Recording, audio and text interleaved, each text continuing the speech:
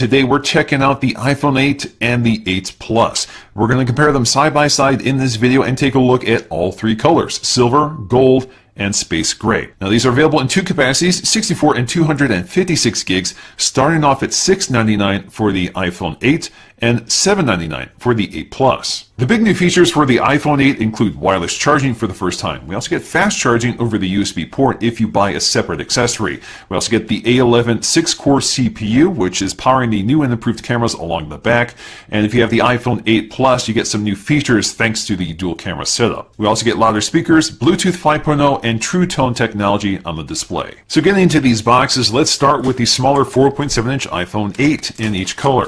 So first up, we just have some plastic to remove from the box, which they make very easy to remove. Then we can go ahead and lift up the lid. On the top of each one is a packet, and inside we'll find a much more colorful quick start guide. We also have that very familiar SIM ejection tool and a set of white Apple stickers on a clear sheet. So getting to the phones, each one is wrapped in plastic, and the first thing I noticed right away is how much heavier they feel compared to the last generation iPhone 7. But that all-glass design definitely feels quite a bit different than the anodized aluminum we've been used to for many years. When it comes to the accessories, in the bottom of the box, a pretty familiar story. We have a 5-watt power adapter, so this is not a fast charger, which this phone is capable of, so you have to buy that separately. We also have a set of wired earpods, so you won't find AirPods included with the iPhone 8 or the iPhone 10. Also included is a Lightning adapter if you want to use your own headphones. And lastly, we have a USB 2.0 Lightning cable. Next up, let's get to the bigger iPhone 8. It's basically the same experience, just scaled up to size. We have some plastic surrounding the box, which comes off very easily. We can pop the lid, and the first thing we see again isn't the phone, but the paperwork. Everything included in the packet is identical to the iPhone 8, just scaled up to size.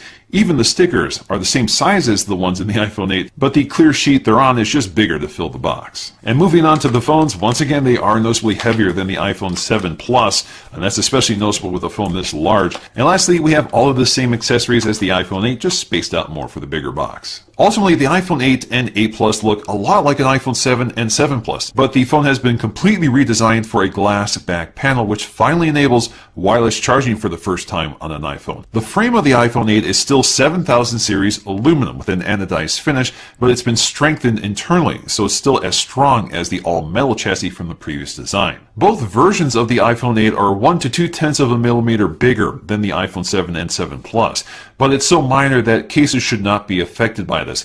Actually, the biggest perceptible difference is the weight. The iPhone 8 is 10 grams heavier while the 8 Plus is 14 grams heavier, and you do notice it. Perhaps the only color that's ever been consistent on the iPhone is silver. So of course we have a silver iPhone 8. Now the back panel is sort of matched to the silver frame as well, so it's a bit darker than the white on the front bezel. The gold color is a little more interesting because it's more two-tone than the others. The others are a little more monochromatic. So the back shell on the gold is much lighter than the frame. The frame is a much more vibrant gold. Now this gold is new for Apple. It's a bit warmer than the yellow gold that we had before, but it's not as pink as the rose gold. But I really like space gray, but we've had a lot of phones that are called space gray, but the color is actually quite a bit different from phone to phone. So if you look at this space gray compared to space gray on the previous iPhones, you can see it's much darker than before, but it's still not quite as dark as the matte black from the previous iPhone 7. Personally, matte black was still my favorite color, so I'm kind of disappointed to lose that with the all-glass design, but you can correct this with a D brand skin. In fact, they have a matte black skin that's perfect for this design. In fact, it goes right up to the aluminum frame and completely covers that glass. So not only does it give you more protection for the glass on the back of the phone, but it also hides those fingerprints and gives you a little more grip. And if you want to spice up the silver model, they also have a marble skin that's a perfect match. And if you guys want to pick up one of these or check out some of the other styles, I'll leave that linked in the description below. The buttons along the side are in the exact same location. We have our separated volume controls along with our mute switch toward the top. And along the right side, we have a sleep-wake power button, and just below that is the Nano SIM tray. Incidentally, the Nano SIM tray does have a water gasket around it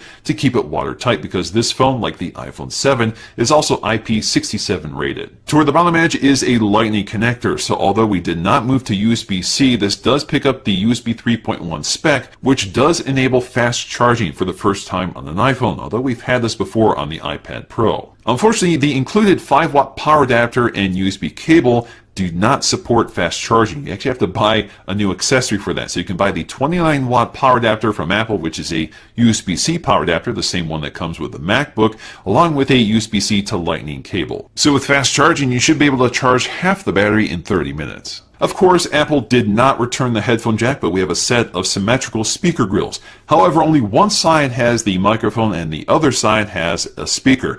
But the earpiece does join the bottom speaker for a set of stereo speakers, just like the iPhone 7, and they sound even better this time. They're 25% louder with deeper bass, and it does make a difference. When it comes to setup, the first thing I noticed right away is that True Tone is on by default because it has a more natural warm color that reflects the light in the room. In fact, during the setup process, you get a little demonstration of how the technology works. Now, for the most part, it's pretty subtle until you really warm up the color temperature of the light in the room, which I can do thanks to my lighting system. So if I increase the color temperature, you can really see the difference when True Tone is activated. Now, you can quickly disable this by going to the control center and 3D touching on the brightness slider. You have the option to turn off night mode or turn off True Tone. Another feature that's actually new with iOS 11 is Quick Start. So if you have an older iPhone, you can basically use that to log into your accounts on your new iPhone. So you can quickly transfer it just by bringing your new phone next to the old phone. Besides that, you're prompted to set up Touch ID, the Siri wake up command, as well as Apple Pay. Apple calls these Retina HD displays. So we have a 4.7 inch and 5.5 inch display, resolution of 1334 by 750 on the 4.7 inch, good for 326 ppi, while the 5.5 inch gets a full 1080p display at 401 ppi. Although this is still an LCD IPS display, it still looks fantastic. It gets up to about 625 nits of maximum brightness.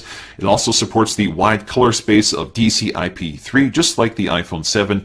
But again, we also get True Tone, which is a new technology for the iPhone. Although the iPhone 8 comes preloaded with the standard iOS 11 default wallpaper, there is a set of wallpapers exclusive to the iPhone 8 which you can apply, and they're definitely much more vibrant. Now, the size difference between the 8 and 8 Plus does change the interface just slightly. So obviously we have more screen real estate on the 8 Plus, so more stuff can fit on the screen at one time. The 8 Plus also gets a landscape mode, so you can rotate the home screen to a landscape orientation, and many of the Apple apps are specifically formatted for the widescreen orientation. Another familiar feature is reachability, so you can double tap the home button, double tap, not double press, to bring down the display into a one-handed mode. In terms of specs, there is one slight difference, and that is the iPhone 8 Plus has 3 gigs of RAM, while the iPhone 8 has 2 gigs of RAM. But they both get the same 6-core A11 Bionic CPU, and performance overall is really impressive. So if you take a look at the Geekbench scores, we're seeing huge gains over the previous generation. This makes it by far the most powerful processor on any smartphone today. And that CPU is doing a lot of work for ARKit, the camera ISP, and much more. Once again, the big difference between the iPhone 8 and the 8 Plus is the dual camera on the back of the 8 Plus.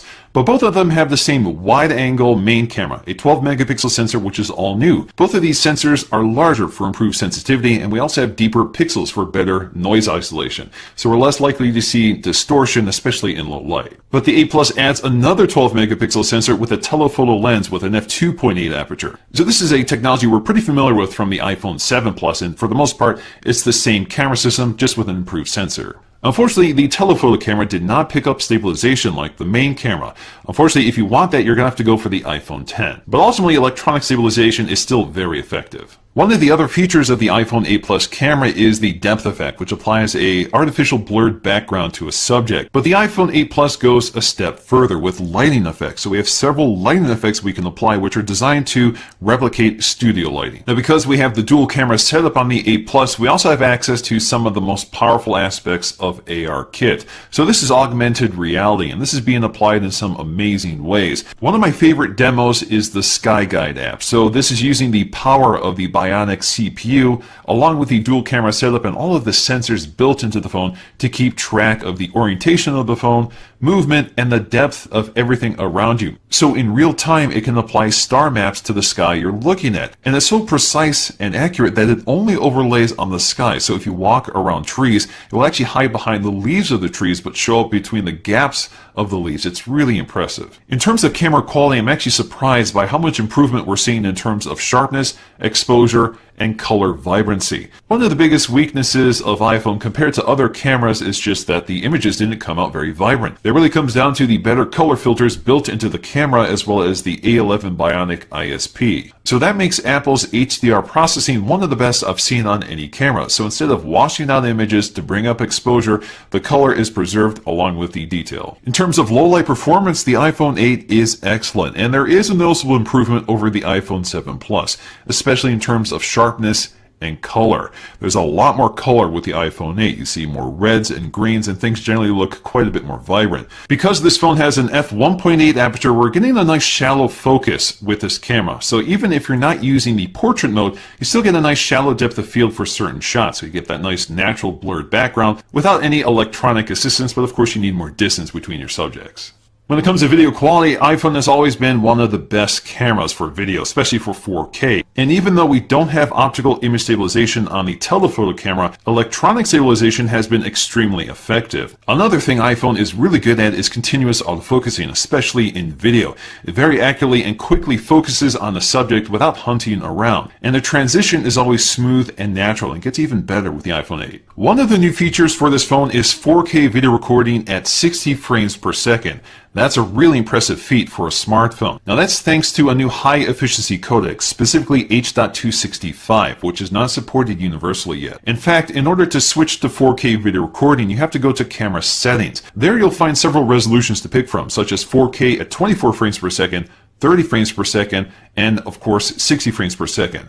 Now if you have the iPhone 8 Plus with the dual camera, if you record 4K at 60 frames per second, you lose access to the telephoto lens. You can't switch between the two. Now if you have issues with compatibility, as I have, you can switch off the high efficiency formats and go for the standard formats. Now the high efficiency formats basically have the storage space that each photo or video requires without sacrificing quality. Slow motion has also been bumped up to 1080p at 240 frames per second for the first time. So again, that's thanks to the new image signal processor built into the Bionic chip. Just like the iPhone 7 and 7 Plus, the 8 and 8 Plus also have a taptic engine, which replicates a physical click of the home button, even though it's not a mechanical button anymore. It's also used for 3D touch, and there's another new feature with the iPhone 8 series, which is taptic feedback when you hit the shutter release on the camera app. I actually find that feedback to be pretty useful, and it doesn't affect picture quality, but I'm not sure why it's exclusive to the iPhone 8 series. Although these phones are heavier than the previous generation, they actually have slightly smaller batteries by about 7%, but that doesn't translate into any difference in terms of overall battery life, so you should see the same as the iPhone 7. So the core differences between the iPhone 8 and the 8 Plus really come down to a few things: more RAM, a bigger screen, a bigger battery for better battery life, dual cameras for augmented reality and portrait effects, as well as apps formatted for landscape view. So ultimately, the iPhone 8 really is a redesign of the iPhone 7. We have a lot of great new features, a really powerful processor, fantastic speakers, but for me, my favorite features really come down to faster wired charging, as well as the new and improved rear-facing cameras. But otherwise, I don't think there's a really compelling need to upgrade from the iPhone 7, and the iPhone 8 is a pretty safe bet, while the iPhone 10 is definitely something much more interesting. Of course, we're going to have to wait until November to review that, so make sure you stay tuned to the channel for that. So I hope you guys enjoyed this video. If you did, please let me know with a like, and I'll see you again in my next video.